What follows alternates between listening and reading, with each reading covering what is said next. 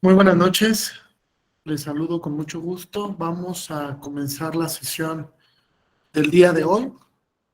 Vamos precisamente a abonar algunas particularidades y cuestiones de la sesión anterior, del lunes anterior.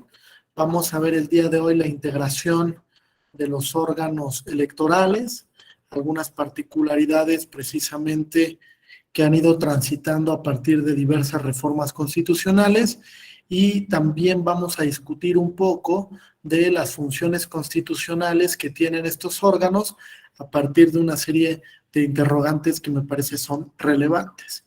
Les voy a compartir la presentación para el día de hoy y si me pueden indicar cuando ya la estén visualizando.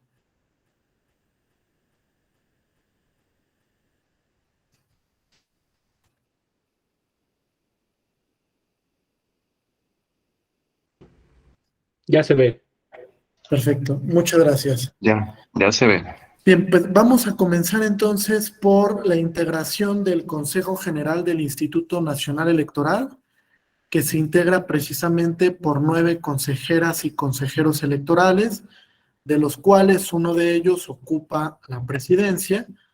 También en esta integración se tiene a un representante de cada uno de los partidos políticos con registro a nivel nacional, un representante de cada grupo parlamentario del Congreso Federal, una secretaría ejecutiva que se dedica precisamente a realizar todas las gestiones administrativas y las funciones materialmente jurisdiccionales con las que cuenta el Instituto Nacional Electoral, por ejemplo, el tema de los procedimientos de fiscalización, también el tema de la verificación del uso del financiamiento público y también, desde luego, el procesamiento de los procedimientos ordinarios sancionadores y especiales sancionadores. Como ustedes saben, el procedimiento ordinario sancionador le corresponde toda la substanciación y resolución al Instituto Nacional Electoral, y en el procedimiento especial sancionador únicamente realiza las labores de substanciación, integración de todo el procedimiento, y una vez que las partes ya presentaron los medios de convicción para poder establecer si hay una violación constitucional que actualice una infracción en materia electoral, entonces el Instituto Nacional Electoral remite integrado ese expediente a la sala regional especializada.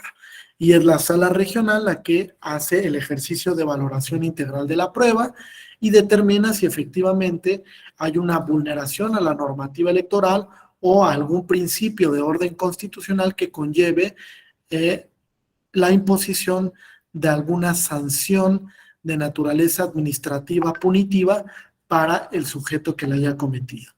Entonces, estas labores que realiza la Secretaría Ejecutiva, pues precisamente van de la mano con toda la integración que tiene el Consejo General del Instituto Nacional Electoral. Ahora, la Secretaría Ejecutiva es designada precisamente por el Pleno del Consejo General. Hay una votación a propuesta del presidente del Instituto Nacional Electoral y realiza una función precisamente de dirección en las sesiones del Pleno del Consejo General del Instituto Nacional Electoral. Ahora bien, también tenemos dentro de esta integración del sistema electoral a los institutos electorales de las entidades federativas. Estos institutos electorales son responsables de la organización de elecciones a nivel local y poseen atribuciones para ese efecto. Sin embargo, hay algunas materias que se ejercen únicamente por una función exclusiva del Instituto Nacional Electoral, como por ejemplo el tema de la fiscalización. Ahora, esta distribución se debe precisamente a la reforma constitucional del 2014. Esta reforma constitucional lo que buscó precisamente era, en un inicio, centralizar toda la estructura de las elecciones en el Instituto Nacional Electoral, pero a su vez también establecer una distribución integradora para que los órganos electorales de las entidades federativas tuvieran una participación activa en la organización de las elecciones a nivel local.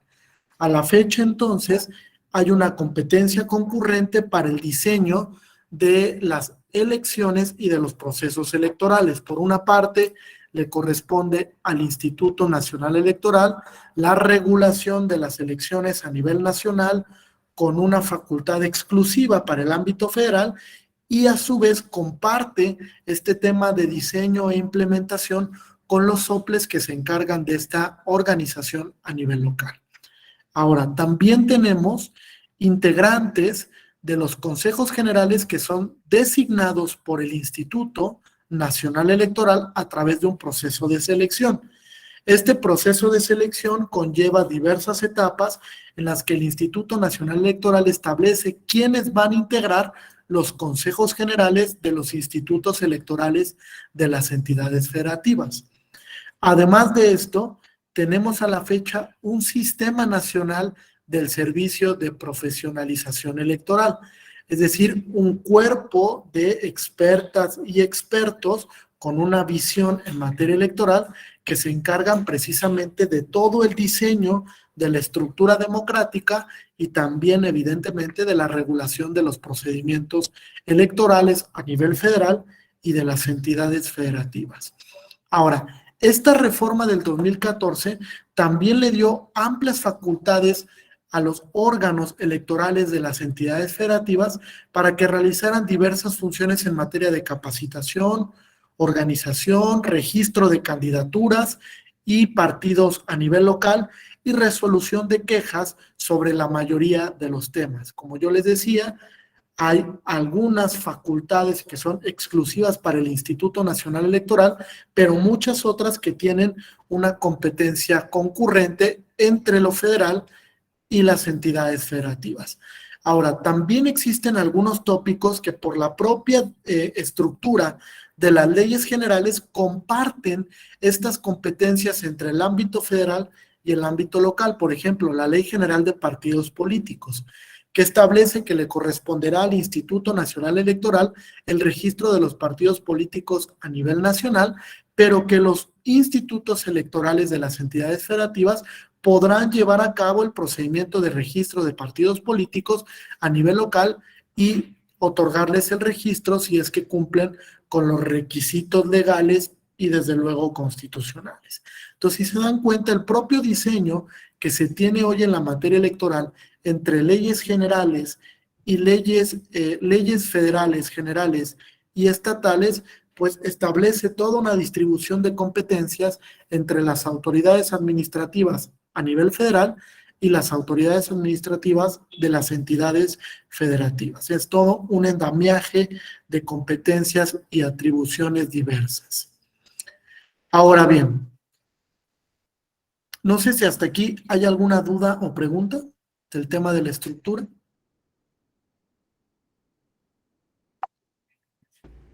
Maestro, yo, Sí. nada más la aclaración, son 10 consejeros electorales y un consejero presidente. Ah, correcto, sí, sí, correcto.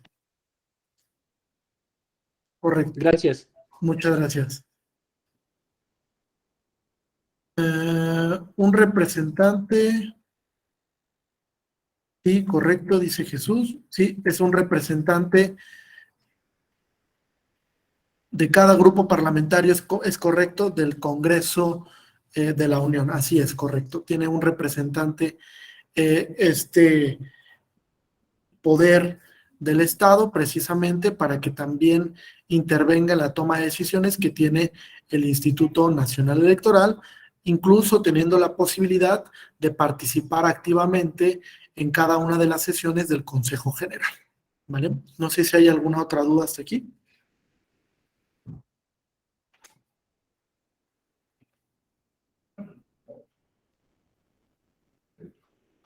Bueno, vamos a continuar entonces.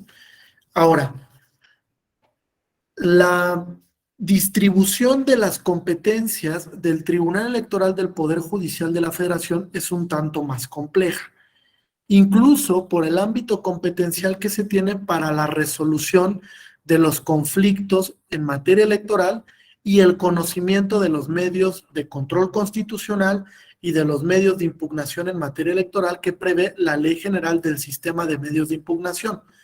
Ahora, el artículo 99 establece que el Tribunal Electoral del Poder Judicial de la Federación es la máxima autoridad jurisdiccional en la materia. Es también la última instancia, es decir, las sentencias que emite el Tribunal Electoral del Poder Judicial de la Federación constituyen o conforman cosa juzgada y por tanto ya no son recurribles a través de otra instancia en sede nacional, salvo evidentemente los casos excepcionales que puedan llegar al Sistema Interamericano de Derechos Humanos, como el caso Castañeda-Gutmann contra México, que evidentemente es una de las sentencias más relevantes que tenemos en el tema de la protección internacional de los derechos político-electorales por tres principales circunstancias. Primero, porque la Corte Interamericana detalló cuál es el alcance del derecho a un recurso judicial efectivo y la tutela judicial que esto conlleva para garantizar los derechos político-electorales, que desde luego son derechos humanos. También porque la Corte Interamericana entra en un debate sobre los sistemas que existen en América Latina para poder ejercer el derecho a ser votado o ser elegible, estableciendo que en ese momento no existía un consenso tal cual en América Latina para poder establecer la vinculación a la concretización de las candidaturas independientes. Es por ello que valida la Corte Interamericana que existan los sistemas de partidos políticos y que a través de ese sistema se ejerza el derecho a ser votado. No sin antes haber realizado un test de proporcionalidad para verificar si la restricción de este derecho, que impedía precisamente el poder ejercerlo a través de la candidatura independiente, era convencionalmente válida o no, concluyendo la Corte Interamericana en ese momento que esa restricción sí estaba pegada al estándar interamericano y que por tanto era válido que en el sistema jurídico mexicano únicamente existiera la posibilidad de ejercer este derecho a través del sistema de partidos políticos. Esto posteriormente cambia en virtud de una propuesta que emana precisamente de estas consideraciones de la Corte Interamericana y entonces normativamente ya se crea el sistema de candidaturas independientes que al día de hoy rige tanto a nivel federal como en las entidades federativas. Entonces, el tribunal es la máxima instancia jurisdiccional para resolver todos los temas en materia de derechos político-electorales y de justicia electoral. Desde luego que ahí hay una función compartida en cuanto al control constitucional con la Suprema Corte. ¿Por qué?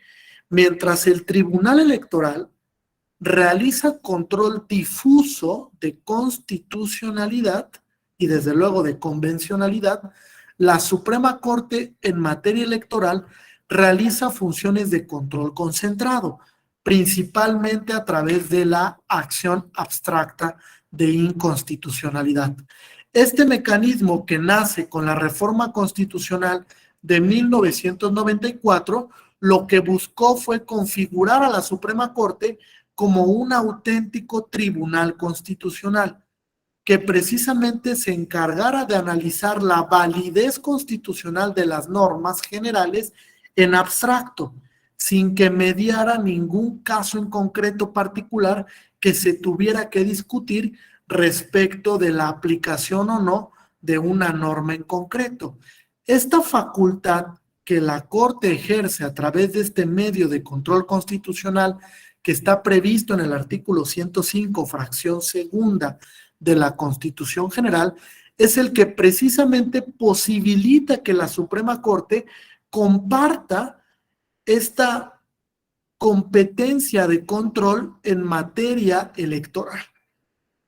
Como yo les precisaba, mientras que el Tribunal Electoral realiza control difuso, la Suprema Corte lo realiza en sede concentrada y tiene la posibilidad de que si una norma en materia electoral es contraria al contenido del bloque de constitucionalidad, entonces se declare su invalidez con un efecto erga omnes.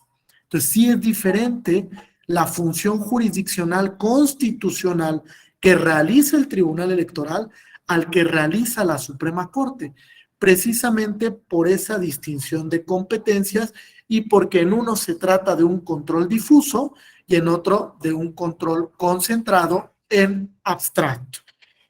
Ahora bien, también la Suprema Corte tiene otra facultad diversa en materia electoral, que es la de establecer jurisprudencia en materia electoral cuando existe una contradicción de criterios.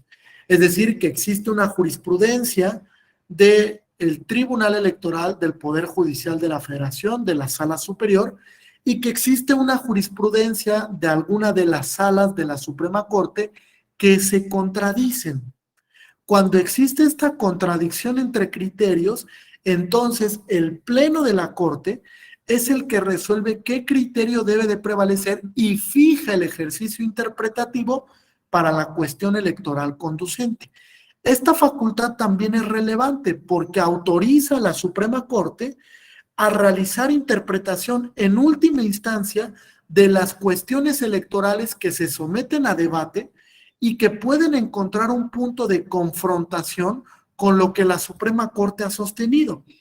Es decir, cuando hay una interpretación diversa de lo que menciona la Sala Superior y de lo que precisa nuestro máximo tribunal.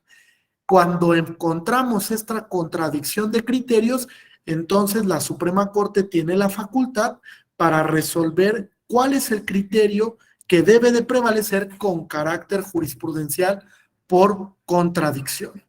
¿Correcto hasta aquí? ¿Alguna duda o pregunta?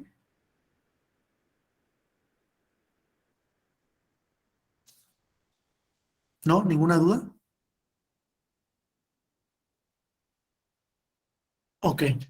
Entonces, si se dan cuenta del contenido propiamente constitucional, tanto del artículo 99 como del artículo 105, fracción segunda de la Constitución, se desprenden estas facultades jurisdiccionales de interpretación constitucional. Por ello es que en un inicio la Sala Superior tuvo, desde el caso Han Ronk, la posibilidad de realizar control difuso de constitucionalidad y de convencionalidad. Sin embargo, la Suprema Corte emite un criterio posteriormente en el que cierra las puertas para el control difuso y establece que ella es el único órgano constitucionalmente autorizado para realizar control de constitucionalidad. Desde luego que este criterio hoy en día no está vigente.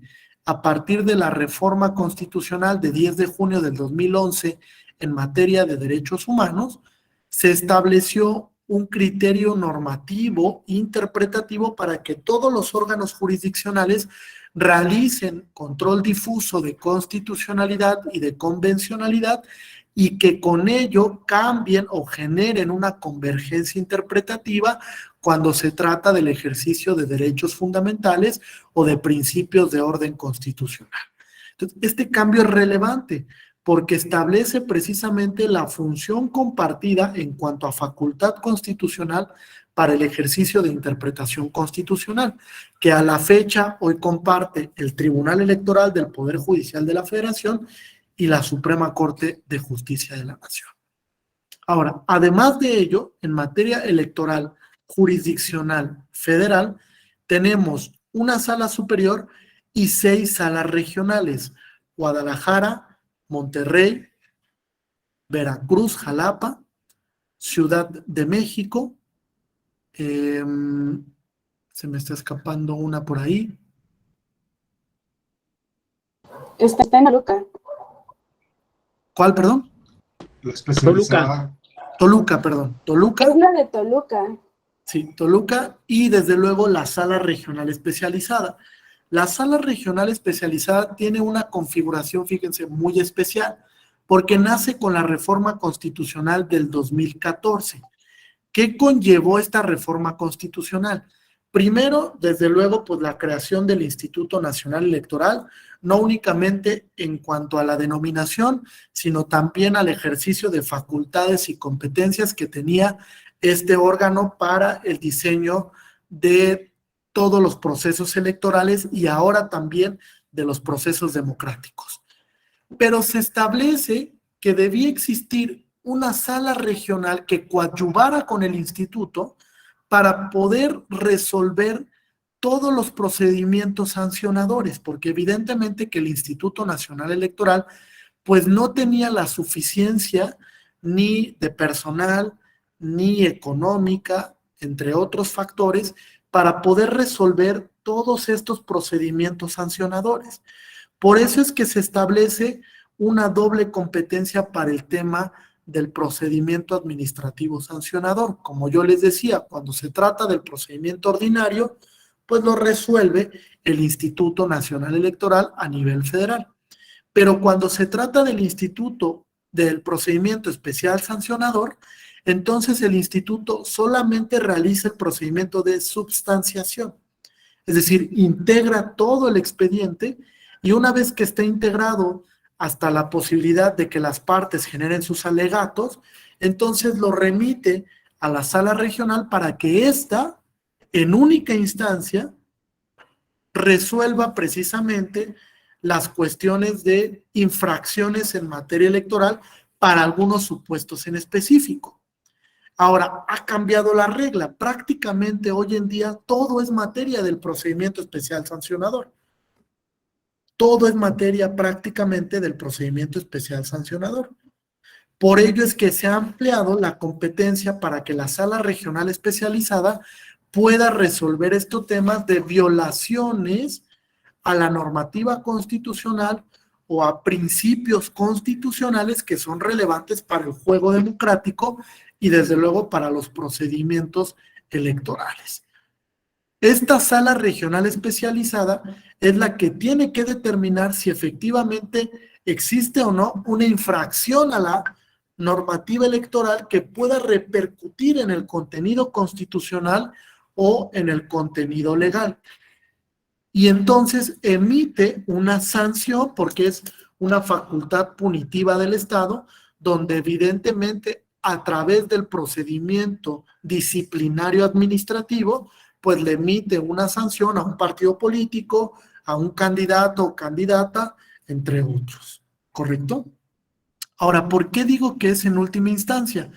Porque solamente de manera excepcional podrá proceder una revisión por parte de la sala superior.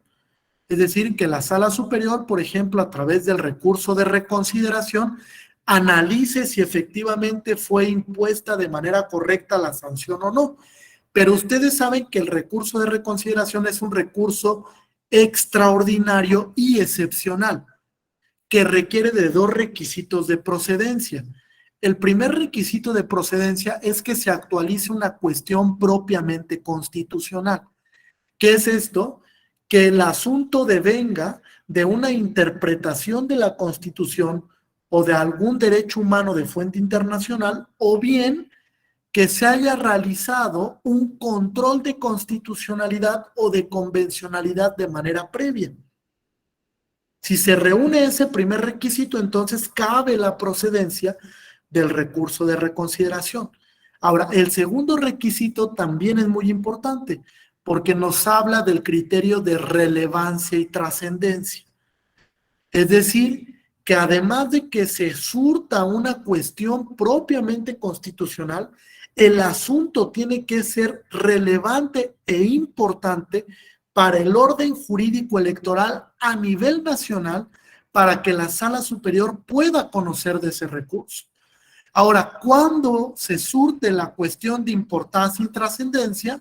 Por ejemplo, cuando la sala superior no se ha pronunciado sobre ese tópico en específico. Cuando la sala superior no ha realizado la interpretación de ese derecho desde el planteamiento que hacen las partes. O cuando se está cuestionando la constitucionalidad de una norma y la sala superior no ha resuelto ese tema en específico. Entonces se surte este segundo supuesto que actualiza la procedencia del recurso de reconsideración. Por eso es importante el tema de visualizar el ámbito de competencias y establecer cuándo se trata de una última instancia y cuando se surte la posibilidad excepcional de que la sala superior revise esa sentencia previamente emitida por una sala regional o por la sala regional especializada. ¿Correcto hasta aquí? ¿Alguna duda? Entonces, cada sala regional tiene una circunscripción de competencia, por eso es que solo tenemos 6, porque la circunscripción de competencia abarca todo el territorio nacional, las 32 entidades federativas, y se establece a partir de la ley orgánica y del reglamento interno del Tribunal Electoral del Poder Judicial de la Federación, cuál es la distribución de competencia de circunscripción de cada sala regional. La sala regional especializada tiene jurisdicción a nivel nacional, ¿correcto? Puede conocer entonces de todos los procedimientos especiales sancionadores que se diriman a nivel nacional, porque evidentemente que tiene una competencia, una atribución de jurisdicción de protección de la Constitución para el derecho administrativo sancionador. Por eso es que se crea esta sala especializada en 2014. Ahora bien, también tenemos que en cuanto al control difuso, existe una distribución de competencias. Esto es muy importante de precisarlo, porque el hecho de que sea difuso el control obliga a todos los órganos jurisdiccionales en materia electoral a tener la obligación de revisar la constitucionalidad y o convencionalidad de una norma en materia electoral. Esto hace que todos estén vinculados a la convergencia interpretativa frente al derecho constitucional y al derecho internacional de los derechos humanos. Esta cuestión es sumamente importante, porque hay que entender que hoy en día todos los órganos jurisdiccionales se han convertido en guardianes no solo del contenido constitucional, sino que también tienen una vinculación directa frente al derecho internacional de los derechos humanos. Entonces se han convertido en auténticos guardianes interamericanos. Si ustedes también recuerdan que a partir de la contradicción de tesis 293 del 2011, la Suprema Corte estableció que toda la jurisprudencia interamericana es vinculante para todas las autoridades a nivel nacional.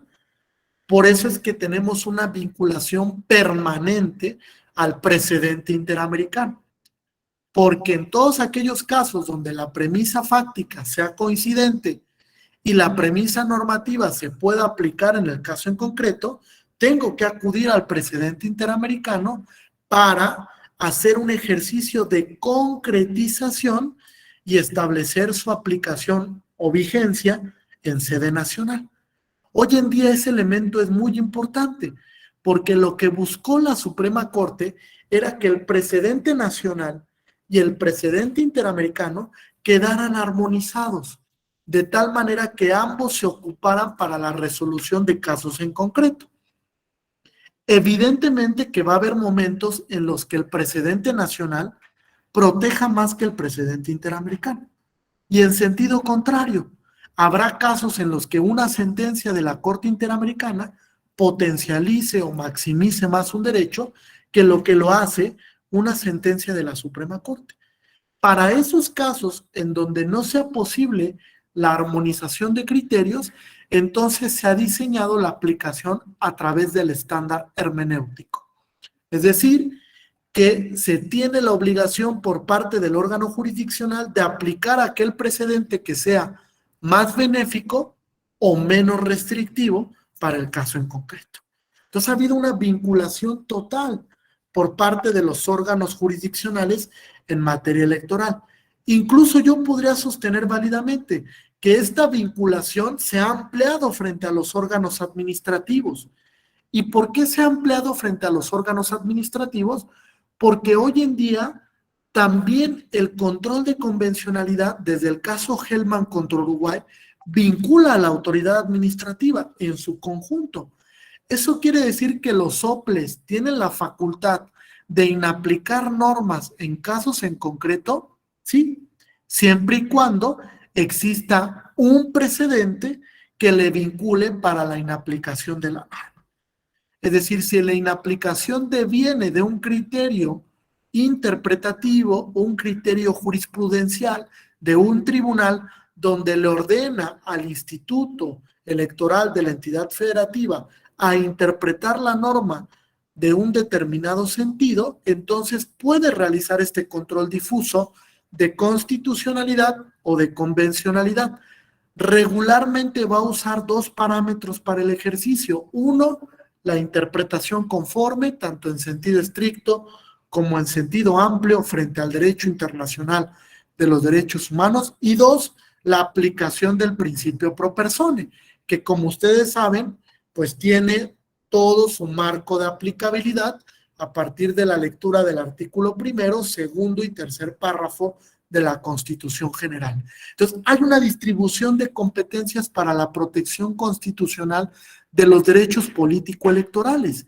Y esta vinculación al sistema interamericano, pues también ha provocado, ha incidido en que los tribunales electorales a nivel local hoy en día dialoguen mucho más con el sistema interamericano. Es decir, que acudan a los precedentes interamericanos para bajar el precedente, aplicarlo en el caso en concreto y a partir de una visión interpretativa a la luz del control de convencionalidad, entonces apliquen de manera correcta ese precedente en sede nacional. Eso es sumamente importante. Les podría decir que hoy día la Sala Superior, por ejemplo, realiza cotidianamente ejercicios de diálogo jurisprudencial con la Corte Interamericana y jala aquellos precedentes que son relevantes para los derechos político-electorales y para los derechos democráticos, buscando desde luego una mayor ampliación de derechos, la maximización o incluso colaborar con el principio de gradualidad y de progresividad de los derechos político-electorales. ¿Hasta aquí alguna duda o pregunta?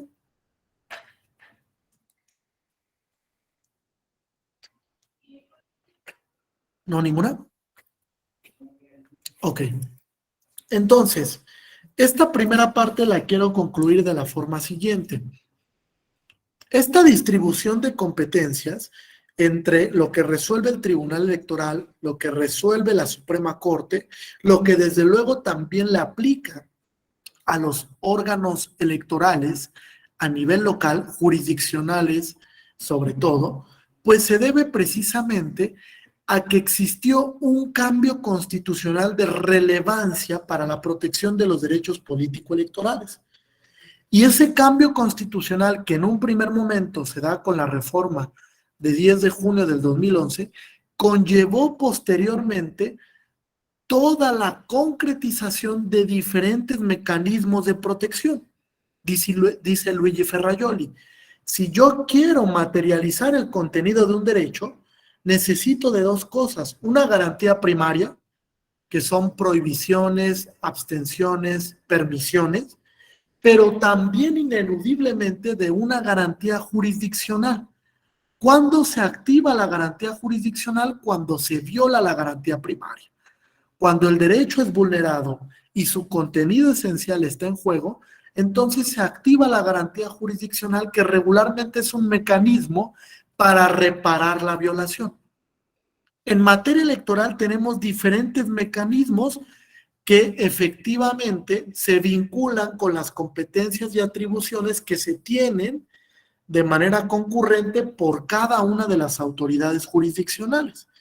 Por ejemplo, a nivel federal tenemos una Ley General del Sistema de Medios de Impugnación en materia electoral que reconoce diversos mecanismos ordinarios para la defensa de los derechos político-electorales, de los procesos democráticos y desde luego también para la utilidad de los partidos políticos.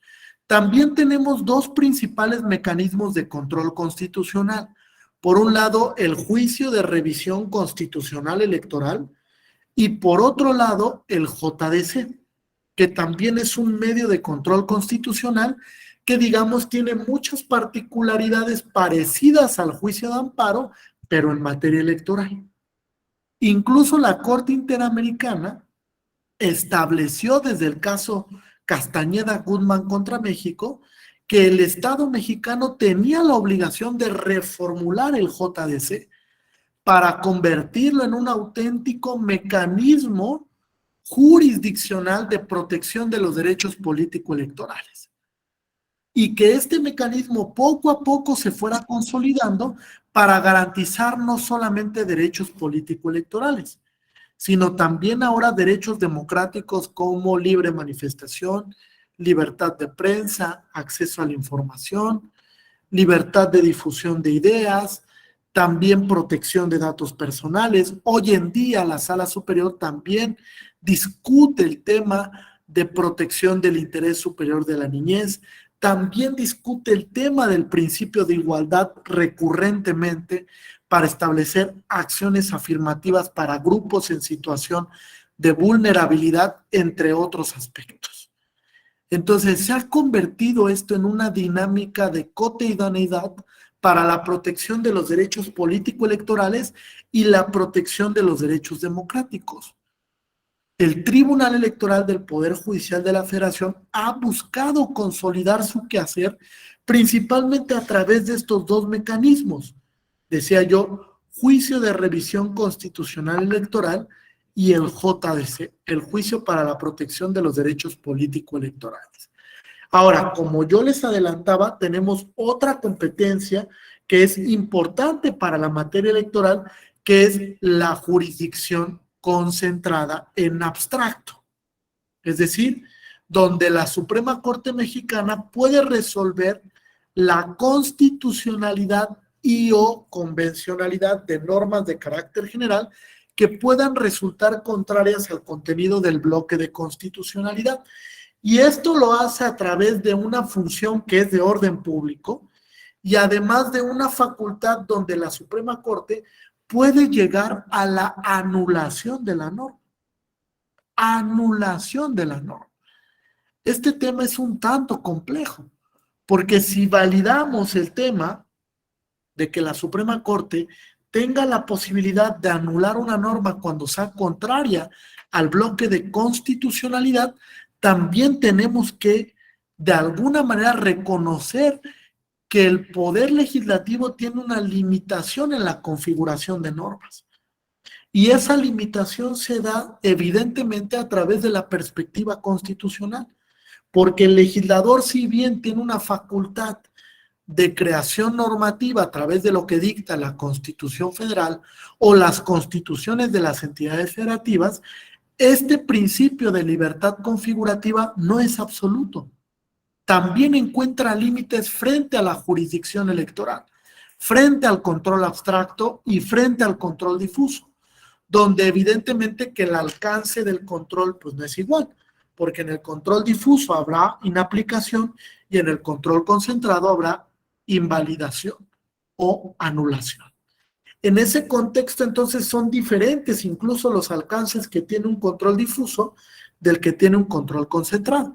Pero para efectos prácticos, lo que nos interesa aquí es establecer que esta función de interpretación constitucional que tiene hoy en día el tribunal, que tiene la Suprema Corte, lo que precisamente busca es un equilibrio para que el legislador no emita normas arbitrarias que contradigan el contenido del bloque de constitucionalidad en materia electoral.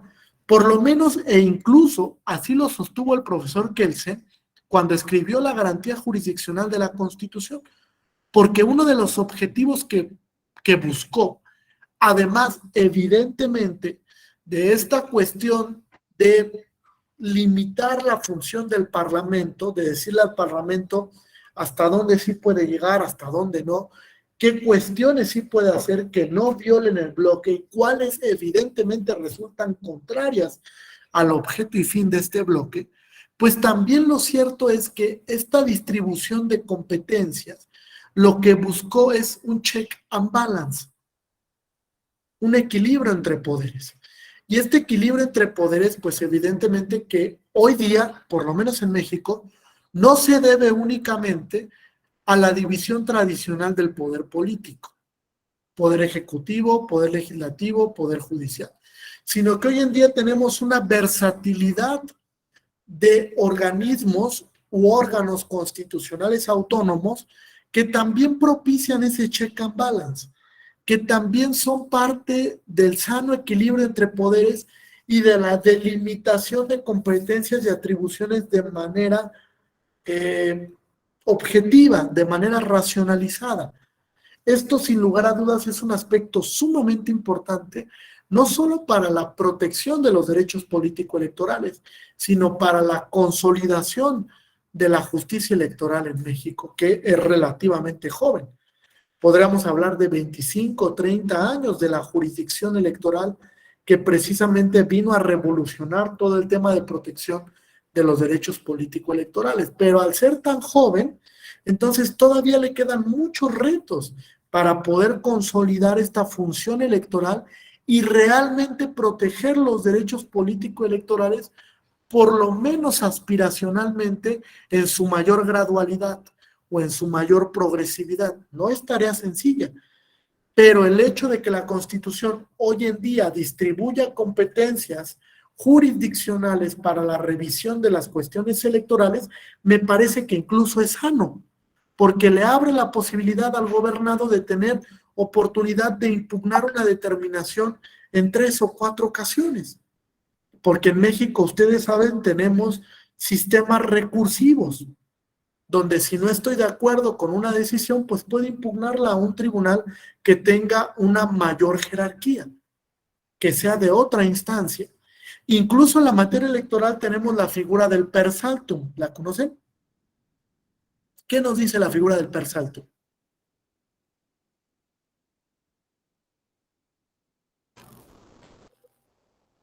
Adelante, quien guste.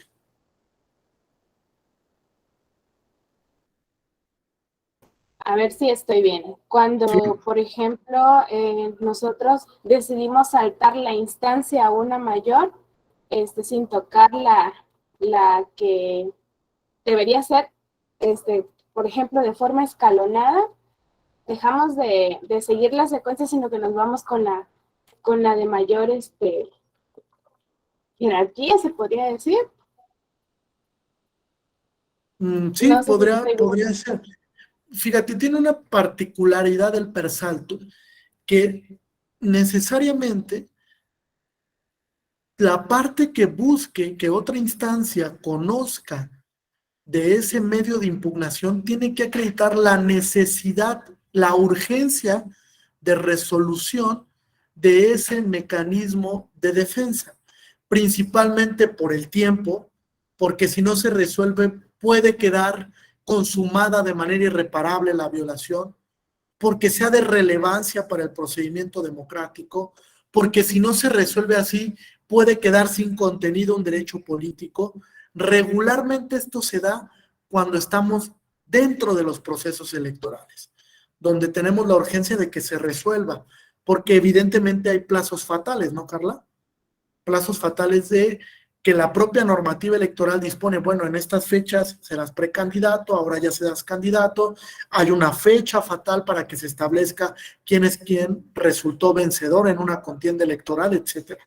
Entonces, para evitar ese retardo injustificado en la solución de controversias en materia electoral, pues se crea interpretativamente la figura del per saltum, porque la configura el Tribunal Electoral del Poder Judicial de la Federación como una vía para no agotar el principio de definitividad. Es decir, es una excepción al principio de definitividad. Es correcto, Carlos. Aldrin, Irán, adelante. Sí, no, lo último que dijo maestro lo iba a comentar, es una excepción al principio de definitividad y pues se realiza ya que en materia electoral, recordemos que no existe la suspensión del acto reclamado, lo que existe en el amparo. Entonces, ¿qué pasa si un tribunal resuelve y cuando al momento de dictar esa sentencia que posiblemente no nos sea favorable, ya no podamos impugnar a la otra instancia porque el acto que estamos reclamando ya se haya consumado? Entonces, podemos omitir ese principio de definitividad o hacer una excepción a ese principio de definitividad con el ejercicio de la acción per saltum para que un tribunal de bueno, jerárquicamente superior a la primera instancia pueda resolver. Sería todo y gracias, maestro. Sí, claro. Es interesante el tema. También me gustaría escucharlos acerca de este tema de la suspensión, fíjense. Es muy interesante.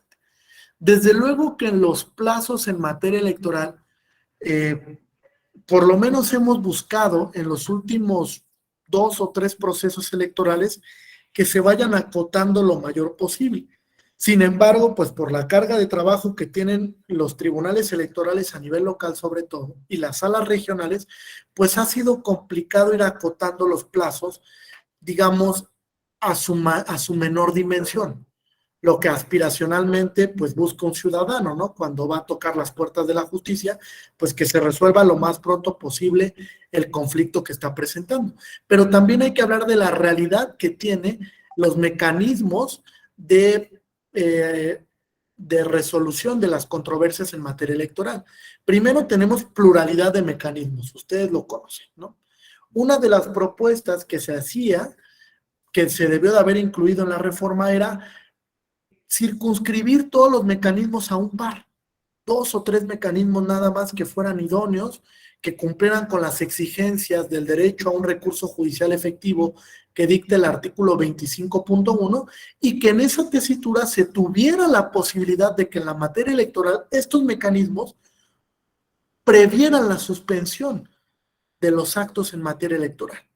Sobre todo una suspensión que pudiera tener un efecto constitutivo, un efecto incluso restitutivo, como en el amparo, de cuando la violación es claramente manifiesta, que se pueda advertir prima facie, o que de un análisis preliminar, pues yo pueda advertir la inconstitucionalidad del acto de la autoridad en materia electoral, y entonces no obligar a la persona hasta que al final el órgano jurisdiccional le dé la razón, sino que se establezca también una medida cautelar como la suspensión para que tenga este tipo de efectos que serían muy benéficos, efectos constitutivos o efectos restitutivos. Entonces, a ver qué opinan sobre esta posibilidad. ¿Creen que quepa la posibilidad de que los mecanismos en materia electoral se reduzcan a un par y que tengan esta apertura para la suspensión como medida cautelar o no sería posible? A ver, primero escucho a Iram, que tenía la mano levantada. Creo que tu micrófono no se escucha. ¿Sí me escuchan? Sí, ya te escuchamos. En relación al per saltum, una de las características también que no se ha comentado es la relativa de que uno de los requisitos para que pueda proceder el per saltum es que debe de haber un desistimiento de la primera instancia. Es decir, se promueve un medio de impugnación o se promueve un medio de defensa intrapartidista y ante el riesgo de que el órgano intrapartidista vaya a tardarse en resolver y se pueda dejar en entredicho el ejercicio del derecho político electoral, el actor tiene la posibilidad de desistirse de la instancia interna o de desistirse de la instancia del tribunal electoral en el que haya presentado un medio primigenio, y una vez hecho el desistimiento, intentar el per saltum ante la instancia superior, que podría ser una sala regional o la sala superior. Entonces, ese es uno de los requisitos que se deben de tener, el desistimiento de la instancia, precisamente para garantizar la definitividad del acto, que no esté reconociendo el tribunal, en este caso de alzada, llamémoslo así, y la instancia primigenia esté también conociendo y vaya a haber una resolución que resulte contraria a la del órgano que conozca y resuelva del per saltum. Sí, correcto, totalmente. Sí, también para el principio de congruencia y seguridad jurídica es esencial este tema. Aldrin, adelante. Sí, lo que dice Iram es muy importante siempre y cuando se haya promovido antes en la primera instancia ese medio de impugnación. Si no se promovió, pues no hay razón de realizar un desistimiento. Digamos que no es un requisito de procedibilidad el desistimiento, siempre y cuando se haya promovido y todavía no resuelve ese tribunal donde promoviste y quieres saltar a la instancia y promueves el mismo recurso, el mismo medio de impugnación, tienes que desistirte de la misma, porque si no, pues puede haber sentencias contrarias y pues obviamente no puedes tener dos medios de impugnación ante dos diferentes instancias. Entonces, si promoviste ese primer recurso y quieres hacer valer el ejercicio de la acción per saltum, obviamente te tienes que desistir del primero. Pero si no has hecho ningún medio de impugnación ante ninguna instancia, puedes en primera instancia promover el ejercicio de la acción per saltum. Sería todo. Muchas gracias. Sí, correcto. Así es. El tema del per saltum no es tan sencillo, ¿eh? No es tan sencillo porque incluso hay diferentes perspectivas interpretativas sobre los requisitos que hay que reunir precisamente para que se acredite la excepción al principio de definitividad, porque saben que la regla general es agotar todas las instancias hasta antes de llevar al ámbito federal un medio de impugnación y que en última instancia lo pueda conocer la sala superior. Entonces sí requiere de varias particularidades e incluso hoy día la sala superior sigue diseñando interpretativamente el per saltum, ¿eh? Sigue estableciendo cuestiones donde sí se acredita, donde no. Incluso ha establecido hoy un ámbito contextual del per saltum para la violación al derecho político electoral, donde dice, bueno, no solo hay que medir si es de urgencia porque se viene un plazo fatal dentro del proceso electoral, sino que también hay que advertir si la violación puede quedar consumada de manera irreparable, si ya no va a haber la posibilidad de restablecer el derecho por el tiempo que transcurra en lo que se resuelve la secuela procesal, e incluso un elemento contextual de visualizar qué tan grave puede ser la violación al derecho. Y a partir de ahí establecer si es necesario obligar a la persona a que agote la instancia a nivel local o puede ir directamente a la instancia federal. Eso no quiere decir que la instancia local no sea capaz de resolver el tema, ¿eh? Porque a veces el per saltum se tiende a confundir con una falta de incapacidad de la autoridad jurisdiccional a nivel local. Desde luego que no. Lo que sucede es que desde luego los plazos de resolución a nivel local y a nivel federal son totalmente distintos. Una autoridad a nivel local jurisdiccional, por la carga de trabajo que tiene, evidentemente que tarda más en resolver un asunto que lo hace la instancia federal. Por eso es que por el principio de acceso a la justicia pronta, expedita, para garantizar tutela judicial y desde luego también para proveer de un debido proceso para la resolución del conflicto en materia electoral, pues se ha implementado esta figura interpretativamente hablando. ¿Correcto hasta aquí? Entonces, respecto de la segunda pregunta, me gustaría escucharlos, porque incluso es una propuesta que desde la sala superior y desde la escuela judicial hemos generado la posibilidad de que no existan tantos mecanismos en la Ley General del Sistema de Medios de Impugnación, sea viable poder reducirlos a uno o un par de mecanismos para que se puedan desahogar ante la instancia federal y también la apertura para una especie de medida cautelar en materia electoral que yo sí creo sería muy oportuna. Como yo les decía, eso abriría la posibilidad para que bajo ciertas circunstancias y en algunos casos en concreto, pues se pudiera dar un efecto restitutorio preliminar como se da en el amparo.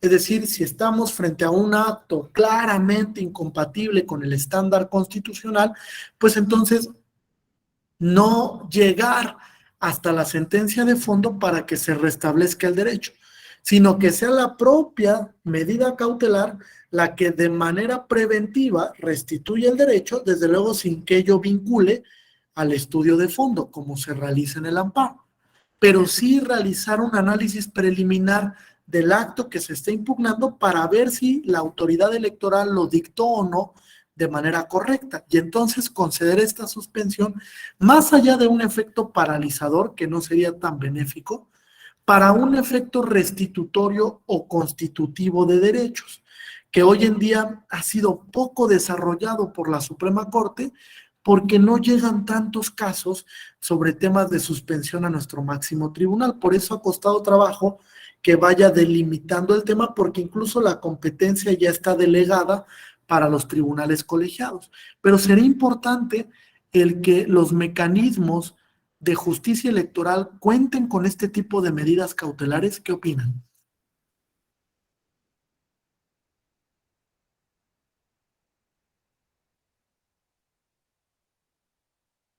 ¿No? ¿Nadie?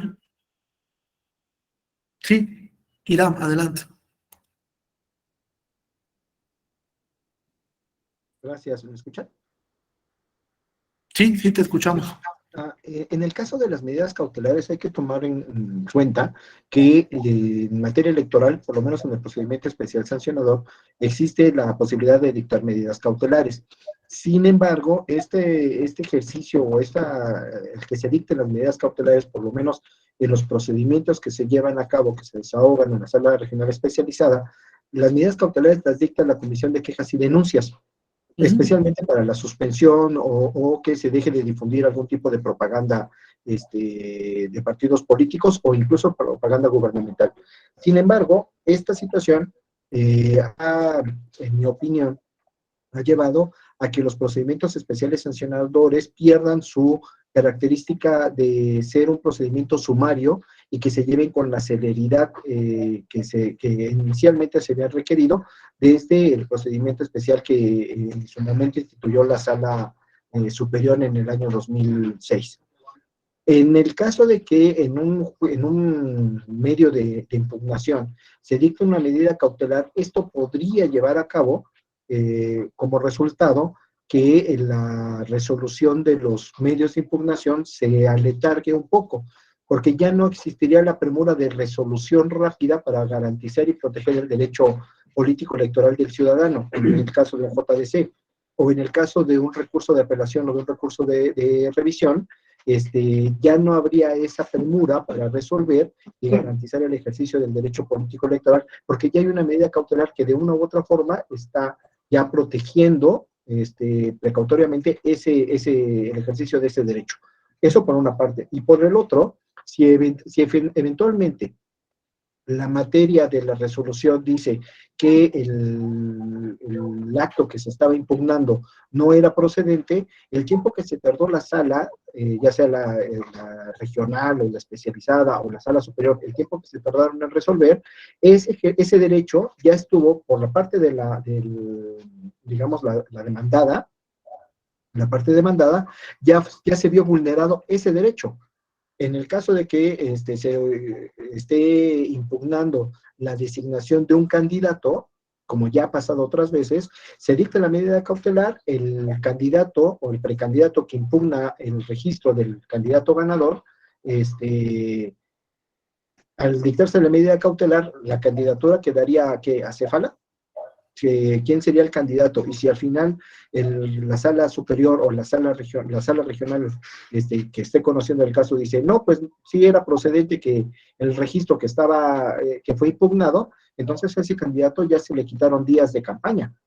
Y a final de cuentas también esto va a crear una incertidumbre en el electorado porque no van a saber cuál es el candidato por el que están considerando en caso de un partido político o de una coalición.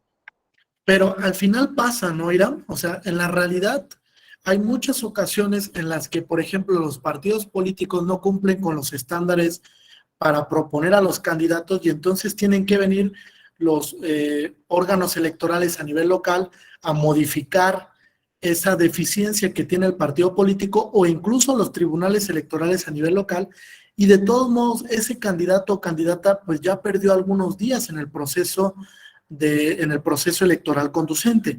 Me parece que aquí lo relevante es analizar que la eficacia de la medida cautelar va a depender de cada caso en concreto, evidentemente, y tendrá que ser analizado de esa perspectiva.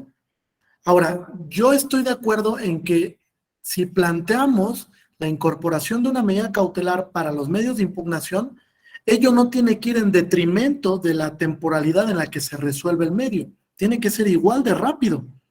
Solamente que la medida cautelar se puede dictar en un plazo de 24 o 48 horas y el medio de impugnación puede tardar 5, 6 o 7 días en resolverse. Como tú dices, los plazos en la materia electoral son fatales y son importantísimos, porque tal vez 5, 6 o 10 días de campaña para un candidato o candidata pues resultan fundamentales, ¿están de acuerdo?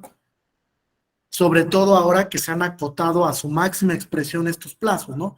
En lo que ya tenemos campañas un tanto más reducidas que anteriormente y que evidentemente pues resulta importantísimo esos días para el proceso electoral. Ahora, yo creo que eso no tendría que ir en detrimento de la temporalidad en la que se resuelve este mecanismo en la justicia electoral. Ahora, en cuanto al tema del procedimiento especial, sí, pero acuérdate, ese es un procedimiento especial, no es un medio de impugnación. Es un procedimiento en forma de juicio donde tienes la posibilidad de que se dicte algún tipo de medida cautelar que puede tener un efecto precautorio, disuasivo, etcétera, donde incluso se le puede solicitar a un partido político, a un candidato que, por ejemplo, quite un spot, una fotografía de una red social para evitar que se siga generando la violación a un derecho. Ese tipo de medidas cautelares lo vemos tanto a nivel local como a nivel federal. Pero fíjate, tienen otra estructura esas medidas cautelares. Esa medida cautelar tiene principalmente un efecto de controlar la violación. O sea, si por ejemplo tú subiste un video, una fotografía, una red social que no respeta los parámetros de la propaganda electoral o que genera violencia política por razón de género, pues se dicta la medida cautelar precisamente para controlar la violación. Es decir, partido político, candidato, te ordeno que en el plazo de 24 horas quites esa medida, quites esa publicación de la red social fulanita de tal. Entonces, controla la violación. Eso no exime que al final el órgano jurisdiccional vaya a imponer una sanción, desde luego lo va a hacer, porque la violación en algún grado o en alguna medida se generó, solamente que se contuvo a través de esa medida cautelar. Pero fíjate, la medida cautelar de la suspensión tiene otros espacios de aplicabilidad. Como yo les decía, incluso un efecto restitutorio o un efecto constitutivo. Tú bien lo dijiste. Bueno, ¿qué pasa si la designación de un candidato se da en violación a un principio constitucional? Entonces hay que cambiarlo. Entonces, a través de la suspensión lo cambio, pero luego me doy cuenta de que no fue así. Bueno, la suspensión tiene la cualidad de que debe de ser un análisis preliminar del acto reclamado, que casi debe ser coincidente con lo que tú vas a resolver en el fondo. Por eso yo decía, hay que atenderlo cada caso en concreto. Si tú te das cuenta que de ese análisis preliminar, efectivamente, el acto reclamado en materia electoral es contrario al contenido constitucional, pues ese mismo resultado te va a dar en la sentencia de fondo, ¿no? Entonces, siempre tiene que haber una concordancia práctica. Incluso lo ha atendido así la Suprema Corte cuando ha hablado del famoso interés suspensional, ¿no? O de la ponderación de derechos en la suspensión del acto reclamado, donde dice, bueno, el hecho de que no vincule la suspensión con el fondo, pues no quiere decir que el órgano jurisdiccional también pueda hacer lo que quiera. Debe de haber congruencia de alguna manera. Si en un inicio dijo que el acto era claramente inconstitucional, pues en el fondo no puede decir otra cosa totalmente distinta, ¿no? Porque incluso esa sentencia podría ser revisable y va a venir un tribunal de otra instancia que modifique esa resolución. Entonces, regularmente se hace ese análisis. Yo creo que sí cabe la posibilidad de este tipo de medidas cautelares para los mecanismos de impugnación, siempre y cuando reduzcamos los mecanismos. Creo que con la estructura que tenemos ahorita es muy complejo. Tenemos muchos mecanismos en materia electoral. Incluso es muy complejo para el ciudadano común y corriente. Para el partido político, bueno, tiene toda una estructura, ¿no? De una dirección jurídica que tiene, digamos, un cierto grado de especialización que puede saber cuál es el mecanismo que procede. Pero si ustedes se dan cuenta, el candidato o candidata de a pie, por ejemplo, los candidatos independientes, hay ocasiones en las que no conocen el mecanismo y se equivocan en la vía. Por eso es que la sala ha establecido que se puede corregir la vía cuando pues fue de una omisión involuntaria por parte del candidato o candidata. Y eso se debe a que el sistema de medios de impugnación en materia electoral hoy en día, en el sistema jurídico mexicano, es tan complejo como el sistema de reglas de prohibición, ¿no?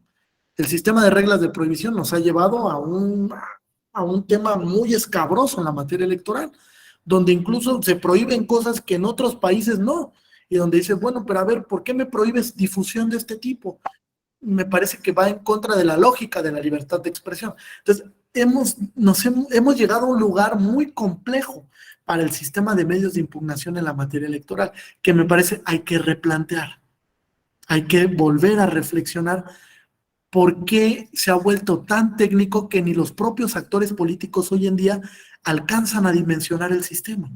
A ver, Irán, Carlos, los escucho.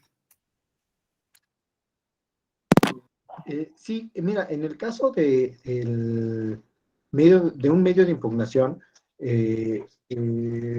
podemos recordar el caso del 2009, el que dio origen al famoso Juanito, cuando se impugna una candidatura, se va toda la campaña y 3 días antes del día de la elección sale la resolución de la Sala Superior y dice, no, la candidata ya no es Clara Brugada, sino es su contrincante. Y 3 días antes de la elección, pues hubo cambio, ya no se pudieron hacer cambios de boletas porque ya estaban todas preparadas, repartidas, ya estaba listo, y incluso ya no se pudo hacer campaña porque ya habían acabado los tiempos de la campaña. Se acaba la campaña el miércoles en la noche, el jueves en la noche, casi madrugada del viernes, sale la resolución y nos amanecemos el viernes con que Clara Brugada ya no era la candidata del PRD, sino que era Norma Oliva o algo así se llamaba la candidata que resultó ganadora. Y ahí fue donde se derivó todo el problema del famoso Juanito, precisamente por esta situación.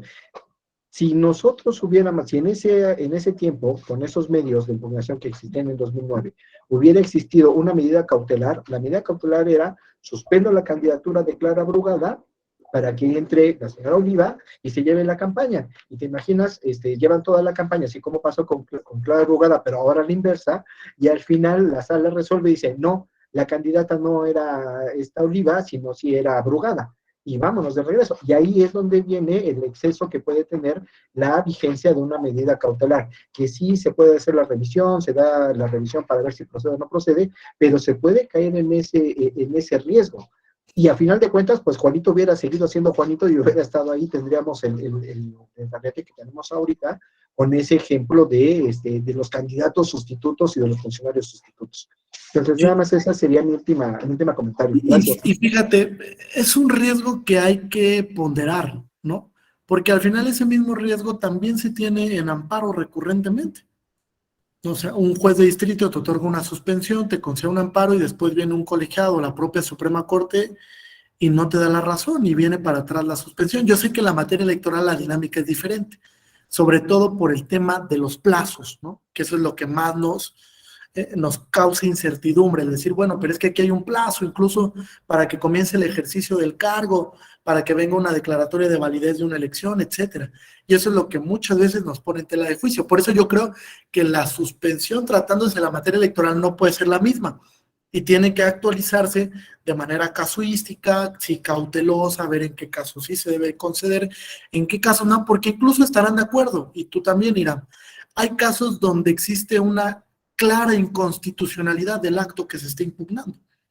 Clara, porque se viola un principio de equidad, de igualdad, el principio de paridad, el principio de certeza o de legalidad en la contienda.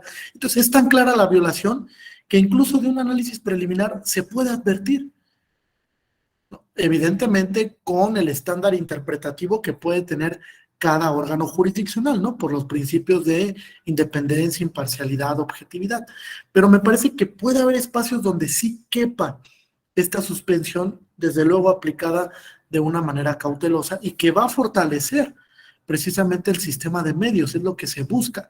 Por eso es que la propuesta que hemos hecho desde la Escuela Judicial Electoral es reducir el sistema de medios, pero bajo una lógica. O sea, no solamente es eliminar algunos medios, sino concentrarlos de tal manera que en 2 o 3 mecanismos quede toda la dinámica de la justicia electoral a nivel federal. Y eso se va a reflejar en la justicia ordinaria de las entidades federativas. Porque si se dan cuenta, la justicia ordinaria electoral de las entidades federativas está transitando a lo mismo que a nivel federal, a crear muchos mecanismos, muchos. Y hay entidades que tienen 5, 6, 7 mecanismos que dices, bueno, pero ¿qué está pasando? Están siguiendo la misma línea de lo federal y eso no quiere decir que sea lo correcto.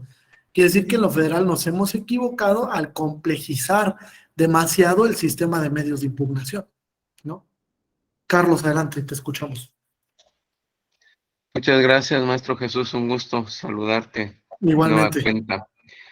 Pues mira, coincido totalmente con la visión que tiene la Escuela Judicial Electoral y lo que tú nos has compartido, de la necesidad de simplificar, de compactar, de concentrar los distintos medios de impugnación. Precisamente en otro diplomado platicábamos con el titular del módulo de por qué no aprovechar la actual reforma electoral de este proceso que estamos viviendo para introducir esta necesaria, me parece, acción de simplificar los medios de impugnación en materia electoral, y que si revisamos tanto la propuesta del Poder Ejecutivo como las otras 40 y tantas propuestas que hay de otros grupos parlamentarios, llama la atención, maestro Jesús,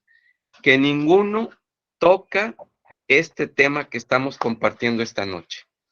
Simplificar en el proceso de reforma, aprovecharlo, la ley de medios de impugnación en materia electoral. Yo creo que hay que aprovechar la herramienta del Parlamento abierto, hacer que se escuche más fuerte la voz de la Escuela Judicial Electoral y lograr en esta coyuntura este tan necesario proceso de simplificación de los medios de impugnación en materia electoral. Sí. Es cuanto, muchas gracias. Gracias, Carlos. Fíjate por qué es necesario. Incluso yo creo que en la reforma electoral se tocan temas que no son tan importantes, ¿no?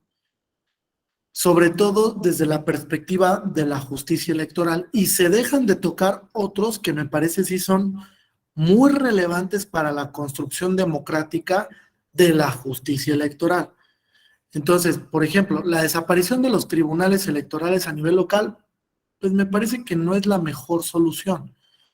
Replantear o reflexionar sobre lo que están haciendo, pues tal vez sí, ¿no? Como lo que estamos haciendo a nivel federal.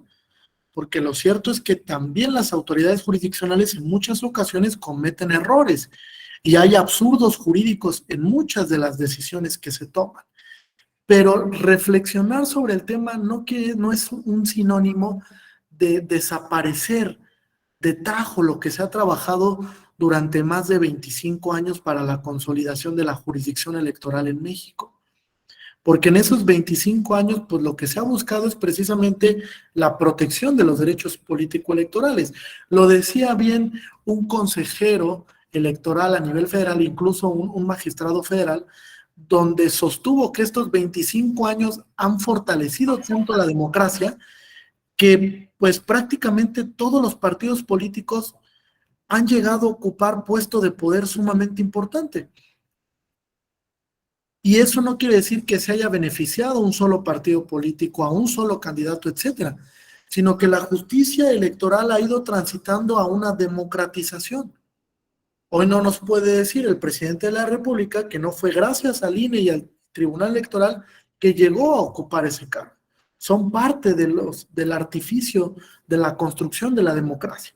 Entonces me parece que no podemos tomar decisiones tan arrebatadas, sobre todo cuando estamos buscando la consolidación de un modelo que es muy joven, imagínense. O sea, ese modelo tan joven ha sido replanteado 3 o 4 ocasiones. Y entonces llegar a una quinta ocasión donde desaparezcan los soples, desaparezcan los tribunales electorales, pues tampoco va a ser la salida para que mejore el tema de la administración de los temas electorales y de la impartición de justicia. Entonces hay temas que sí son necesarios de tocar y que esta reforma no los aborda. También yo creo, como lo han sostenido desde el Congreso, que esta reforma se tiene que llevar escuchando a las minorías. Si las mayorías quieren pasar con la aplanadora con este tipo de reformas, no va a pasar. En realidad no se va a ver un cambio estructural para lo que se busca en el tema político electoral. Hay que escuchar a las minorías. Incluso Kelsen lo sostuvo desde 1928. Las minorías juegan un papel sumamente relevante para la construcción democrática.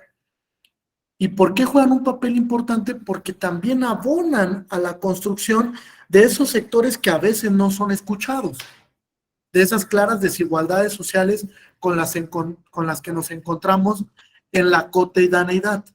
Entonces, es muy importante escuchar también la labor que tienen la Judicatura Constitucional para plantear una reforma electoral integral que beneficie a todos y que no solamente sea un capricho de algún personaje político o de un partido político. Entonces, es importante el tema. ¿Alguien más que quiera participar? ¿No? Vamos avanzando entonces. Bien, Como pueden ver, entonces, el Tribunal Electoral tiene una competencia concurrente en la resolución de los conflictos jurisdiccionales, porque resuelve impugnaciones a nivel federal, pero también tiene la posibilidad de resolver impugnaciones a nivel local. Eso abre la posibilidad para que a través del sistema recursivo, pues una sala regional o la sala superior pueda resolver sobre la validez de una elección a nivel local. Pueda determinar si se cumplieron con los principios constitucionales dentro de un proceso electoral. Además, hoy día, la sala superior también tiene la facultad para poder resolver la legalidad y constitucionalidad de cómo se emiten los mecanismos de participación ciudadana. Por ejemplo, la consulta popular o la revocación del mandato, que son dos mecanismos de participación democrática, de democracia participativa, que también son revisables por la jurisdicción federal y donde también se resuelven cuestiones que son importantísimas en cuanto a las fechas en las que se van a realizar las consultas, en cuanto a la distribución de las casillas que se van a aperturar para que los ciudadanos participen de manera activa, etcétera. Son aspectos democratizadores que son muy importantes hoy en día para los procesos electorales. Ahora, la jurisdicción en materia electoral tiene tres principales fundamentos que se han ido construyendo, pues, a partir de diversas coyunturas históricas o diversos eventos que son importantes para la jurisdicción. Primero, la famosa controversia Iglesias Vallarta. ¿Alguien la conoce? Esta controversia que se tuvo hace más de una década respecto de la calidad de autoridad para efectos de la procedencia de los mecanismos. ¿No? Es una tesis muy interesante que se llama la tesis Ignacio Vallarta, ¿no? Donde se definía qué tipo de actos eran los que se podía cuestionar a través de la jurisdicción constitucional y hoy en día de la jurisdicción electoral. Esto nos ha llevado a nuevos campos donde tratamos de establecer cómo fijar la procedencia de un mecanismo a través del concepto de autoridad. Es muy complejo este tema, porque en pocos países de América Latina se da este supuesto. ¿En qué sentido? En que el primer requisito que advertimos para la procedencia del mecanismo es quién emitió el acto. ¿Están de acuerdo? ¿Quién fue la autoridad que emitió el acto? Y si esa autoridad reviste las características de ser autoridad para la procedencia de ese mecanismo. Ahora, hay otros países, como por ejemplo Argentina, como Colombia, que no toman tanto en cuenta la calidad de la autoridad, sino que el primer elemento que verifican es si el acto violó o no el contenido de un derecho. Y ese cambio es sumamente importante porque ha dado apertura para que se puedan impugnar no solo actos de los poderes públicos o de las autoridades propias del Estado, sino que también se impugnen actos que devengan de los particulares, lo que llamamos eficacia horizontal de los derechos fundamentales. En la materia electoral también se da, ¿están de acuerdo? Actos donde un particular viola los derechos político-electorales de otro particular. ¿Quién me da algunos ejemplos? El claro ejemplo, violencia política por razón de género, donde un candidato es el que viola los derechos político-electorales de una candidata y entonces ahí, digamos que el punto de quiebre de la revisión por parte de la autoridad jurisdiccional se da en establecer si lo que hizo el candidato fue correcto a la luz de la protección del principio de integridad personal y del derecho de la mujer a vivir en un entorno libre de violencia que prevé la Convención Belén do Pará.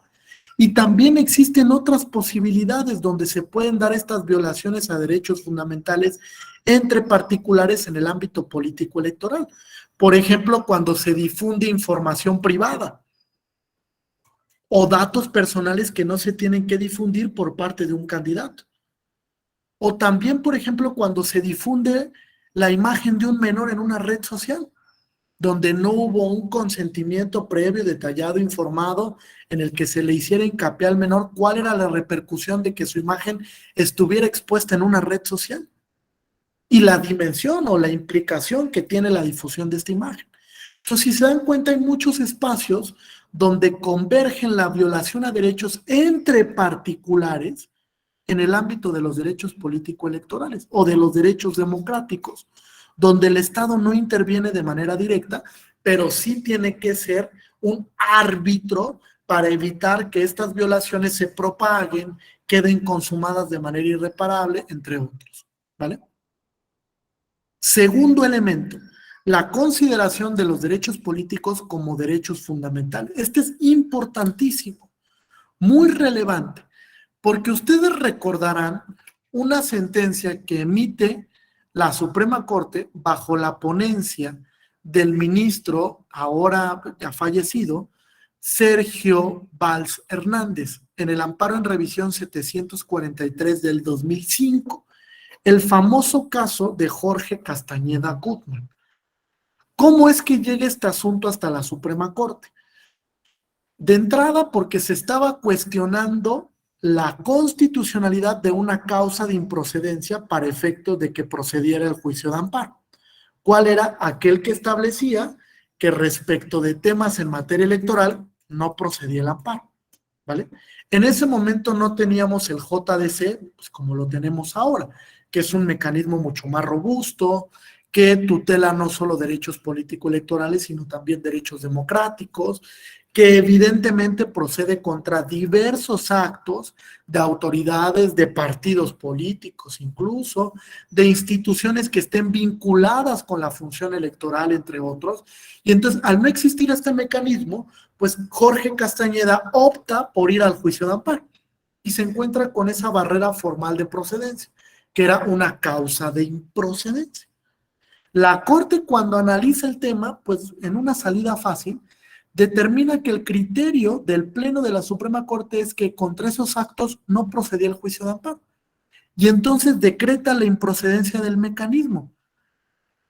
Lo relevante fue aquí que por primera vez la Corte, en el 2005, estableció que los derechos político-electorales también eran derechos fundamentales y que existía la necesidad de crear un mecanismo que fuera capaz de proteger esos ámbitos donde los derechos político-electorales pues quedaban olvidados, donde incluso pues no teníamos ese mecanismo pues digamos efectivo, eficiente para poder solicitar la restitución a la violación de un derecho fundamental de naturaleza político-electoral.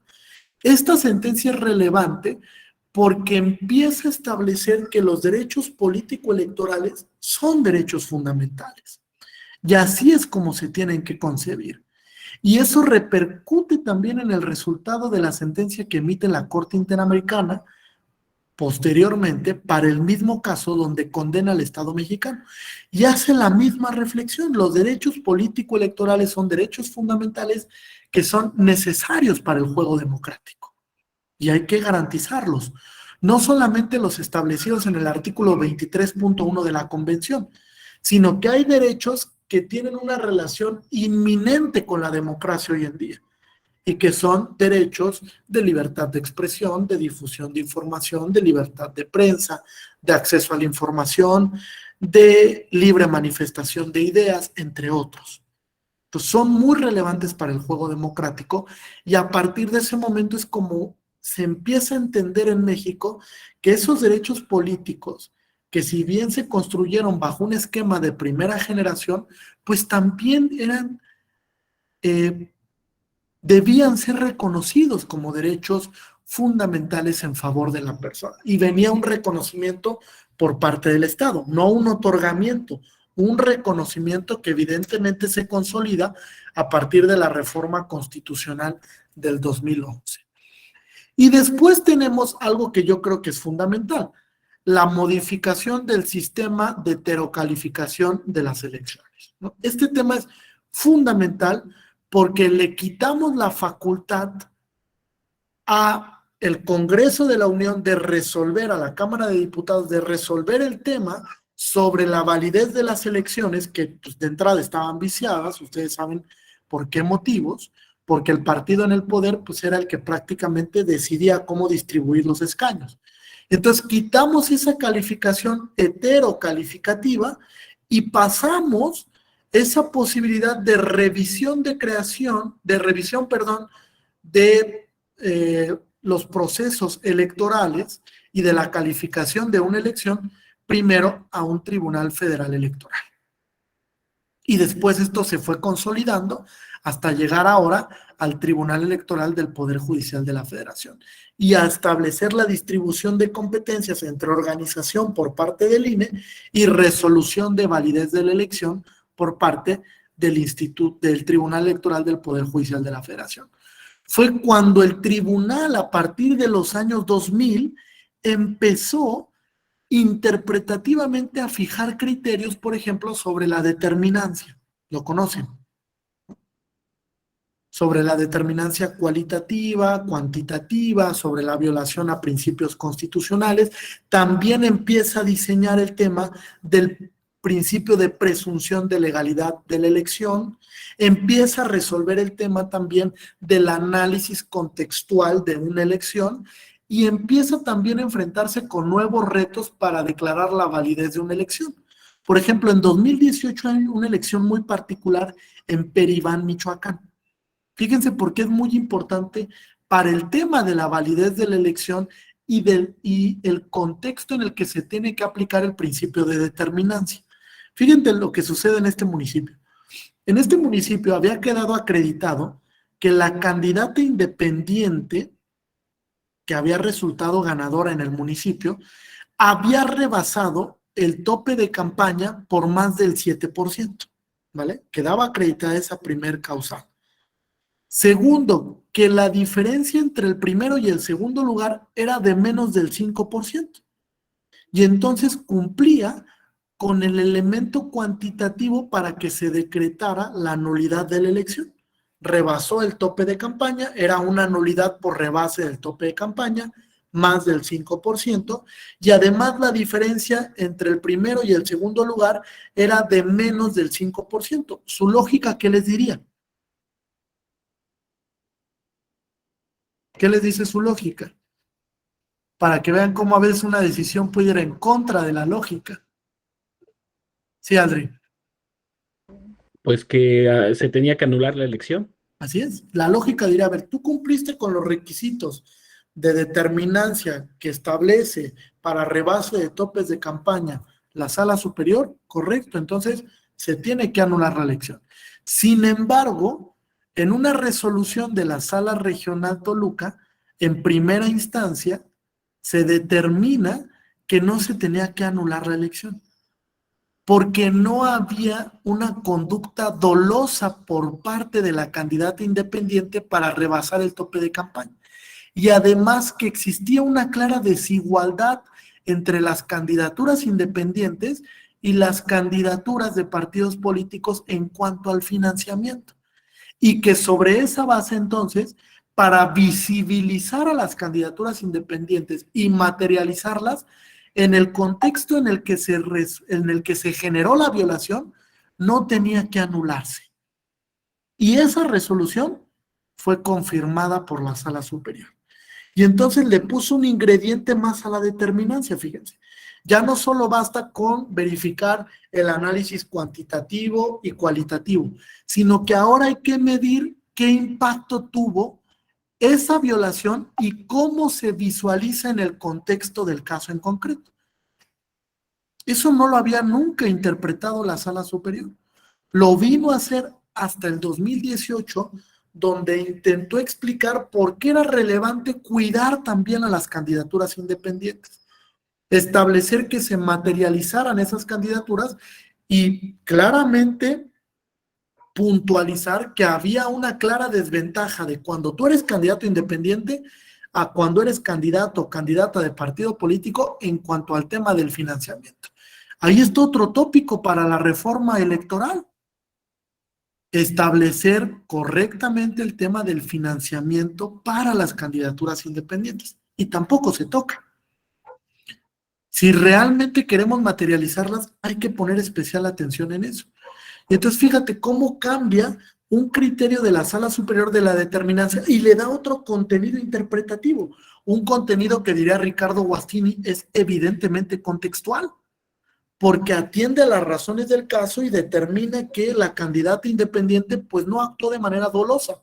Y que si bien el rebase de tope de campaña estaba acreditado, lo cierto es que había una clara desventaja frente a los candidatos y candidatas de partidos políticos. Y por esas razones determina generar la validez de la elección.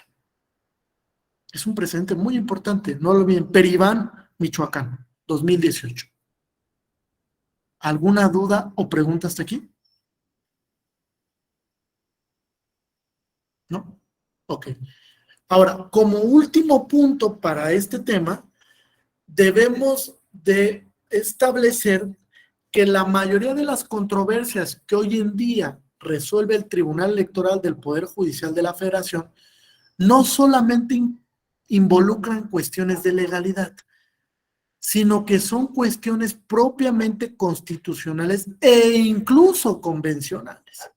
Hoy en día hablamos de una justicia electoral principialista, donde saben que la mayoría de los casos involucra definir el contenido esencial de los derechos político-electorales y de los derechos democráticos. Tenemos sentencias importantísimas en los últimos 10 años que precisamente han abonado al debate de construcción de un tribunal que es mucho más protector de los derechos fundamentales, porque ha entendido que existe una dinámica en la que las autoridades violan de manera recurrente estos derechos. Y entonces, ante esta dinámica inminente, pues ha tenido que poner una cachucha de agente de protección jurisdiccional de los derechos desde una perspectiva constitucional y convencional. Por eso es que yo les decía, hoy en día la Sala Superior dialoga mucho con la Corte Interamericana de Derechos Humanos, citando casos como Yatama contra Nicaragua, citando casos como Petro Úrrego contra Colombia, citando casos como Castañeda Gutman contra México, citando casos de otras latitudes que involucran otros derechos como Atalarrifo contra Chile, igualdad y no discriminación, como Hellman contra Uruguay, derecho de protección del interés superior, etcétera. O sea, hay un constante diálogo con el sistema interamericano y eso ha venido a fortalecer las decisiones judiciales. Hay un texto que publicó el año pasado el magistrado Felipe de la Mata con la maestra Roselia Bustillo, que se llama Justicia Electoral Principialista por Tirán Loblanche. Se lo recomiendo. Es un texto que viene de un análisis histórico de 10 años atrás, de cómo la Sala Superior se ha ido convirtiendo en una sala principialista, que poco a poco abona más a la construcción del contenido esencial de los derechos y que ha utilizado diferentes metodologías hoy en día para la construcción de ello, como la interpretación conforme, como la ponderación, como el principio de proporcionalidad, como el test de igualdad, como el escrutinio judicial estricto, etc. Diferentes mecanismos que han ido en pro del fortalecimiento de las decisiones judiciales. Y esto es un avance importantísimo, muy significativo para el tema. ¿Hay alguna duda o pregunta hasta aquí? ¿No? ¿Seguras, seguros? Okay. Vamos a avanzar entonces. Ahora, estas controversias se resuelven, como yo les mencionaba, a través de todo un sistema de medios de impugnación, donde tenemos el JDC, el recurso de apelación, el juicio de inconformidad, entre otros. Según el acto que se impugna, fíjense, es la vía procesal que debe utilizarse. Ejemplo, no expedición de la credencial para votar, sanciones impuestas a partidos políticos, negativa de registro de candidaturas, propaganda ilícita, violencia política por razón de género, hay diferentes mecanismos para impugnar. Desde un JDC hasta una denuncia para el inicio de un procedimiento especial sancionador a nivel local o a nivel federal. Tenemos diferentes mecanismos, incluso existen mecanismos como el recurso de apelación del que disponen los partidos políticos para este tipo de actos. Entonces, hay una pluralidad de vías que deben de circunscribirse al acto que se está impugnando. Por eso es que yo le decía, ¿por qué es tan importante la tesis Vallarta? Porque va de la mano con la naturaleza del acto impugnado. ¿Quién lo emite? ¿Cómo lo emite? ¿Qué violación genera al ejercicio de un derecho, etcétera?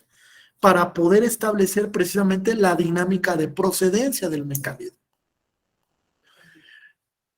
A través de esto, pues se ha establecido que el Tribunal Electoral pues tenga la posibilidad de, a través del control concreto, inaplicar normas. A través del control concreto tenga la posibilidad de inaplicar normas, el control difuso. Y este control difuso pues ha tenido diferentes tintes, desde la inaplicación a un caso en concreto particularizado con interés jurídico, hasta, por ejemplo, una declaratoria de inconstitucionalidad con un efecto mucho más expansivo. Les pongo aquí un ejemplo para ir cerrando. En el anterior proceso electoral, bueno, en el proceso electoral más bien de 2020-2021, la Sala Superior resuelve un tema muy importantísimo para la Ciudad de México, que era el de la Diputación Migrante. ¿Por qué era tan importante este tema? Porque al Congreso de la Ciudad de México de un día para otro se le ocurre derogar la figura de la Diputación Migrante. ¿Por qué? La única justificación que tuvo racional fue que no había suficiencia presupuestal. Y entonces, al no haber dinero, entonces la lógica me dice, elimina la figura. Bueno, ese acto derogatorio se impugnó ante la Sala Regional Ciudad de México y después ante la Sala Superior.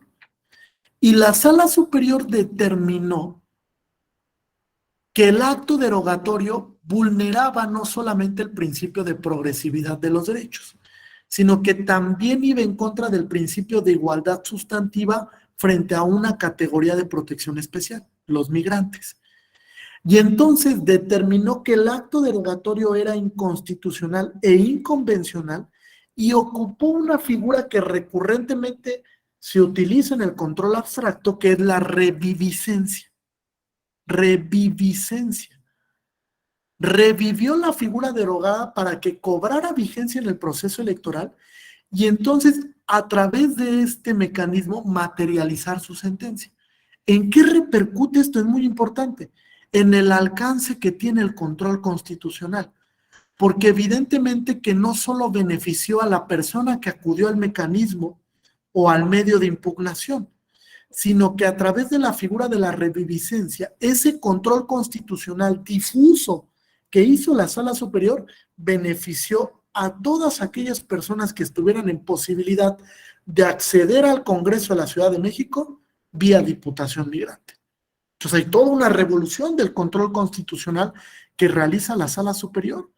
No solamente es un control que pueda beneficiar a las partes que van en el caso en concreto, sino que a través del interés tuitivo o del interés legítimo, pues puede tener un efecto expansivo.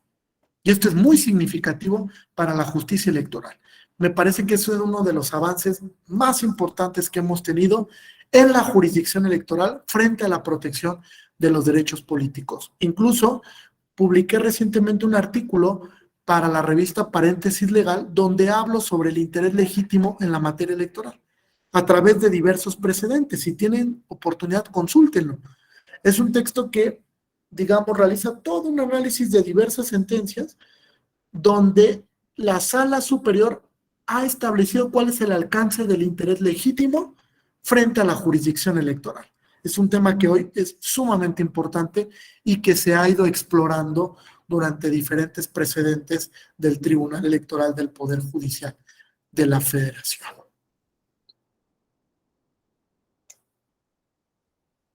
Nos dice Jesús, algo similar sucede en materia de proceso penal con el efecto extensivo del recurso de apelación.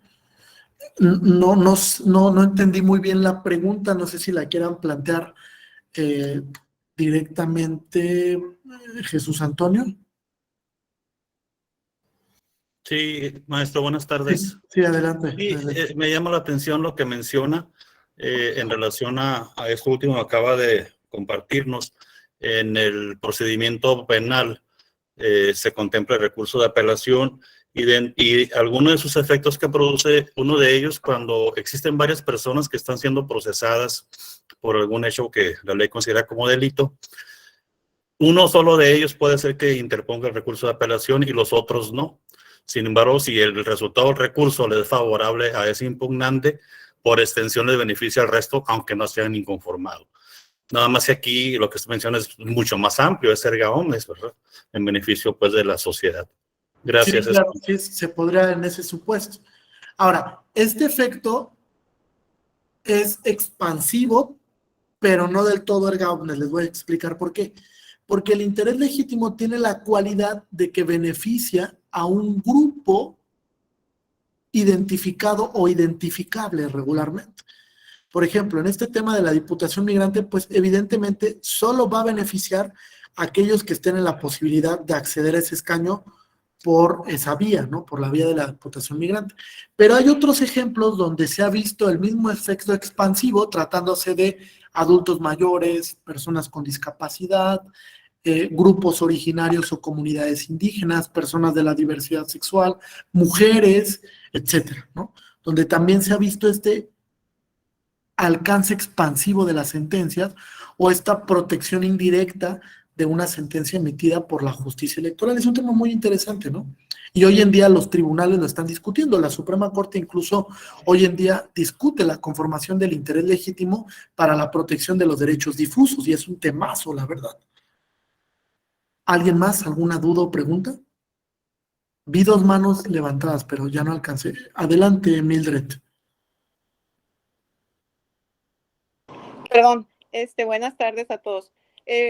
Maestro, quería ver la posibilidad de que me repitiera el nombre de la revista, la cual acaba de mencionar ahorita, en donde escribió usted el artículo. Sí, claro, se llama Paréntesis Legal. Paréntesis legal. Ah, ok, perfecto. Muchas gracias, muy amable. A ustedes. ¿Alguna otra pregunta? ¿No? Bueno, pues si no es así, yo les agradecería por la atención en estas dos sesiones.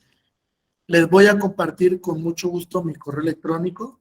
Si alguien quiere que le remita el material de apoyo de las sesiones, con toda diligencia se los pueda hacer llegar, desde luego, para que lo consulten. Si alguien quiere algún otro material de apoyo para lo que resta del diplomado, también con todo gusto se los puedo transitar.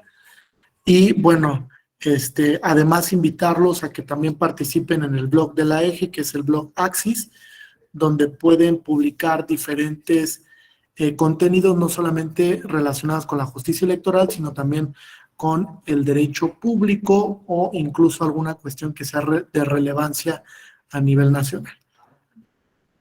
Entonces, pues, muy buenas noches tengan todas y todos. Fue un placer compartir estas dos sesiones con ustedes y reitero, pues estoy a sus apreciables órdenes.